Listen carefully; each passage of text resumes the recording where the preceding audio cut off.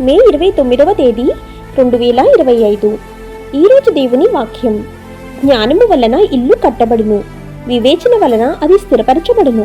సామెతల గ్రంథం 24వ అధ్యాయం 3వ వచనం. ప్రియమైన సహోదరి సహోదరులారా, నిజమైన విజయం ప్రపంచంలోని విలువైన సంపద, అధికారం లేదా హోదాల్లో లభించదని మనం గుర్తుంచుకోవాలి. కానీ జ్ఞానం మరియు అవగాహనలో లభిస్తుంది. క్రైస్తవులకు దీని అర్థం లోక సంబంధమైన వాటి మీద కాకుండా మన జీవితాలను దేవుని వాక్యంపై నిర్మించుకోవాలని ఈ వచనం తెలియచేస్తోంది. మన జీవితంలోని ప్రతి రంగంలోనూ, మన కుటుంబాలు, వ్యక్తిగత నిర్ణయాల్లో దేవుని మార్గదర్శకత్వాన్ని వెతకమని మనల్ని సవాలు చేస్తుంది.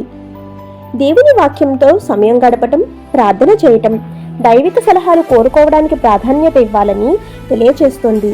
తద్వారా ఆయన్ను గౌరవించే నిర్ణయాలు తీసుకోవడానికి అవసరమైన జ్ఞానాన్ని మనం పొందవచ్చు. ఆమేన్. God bless you.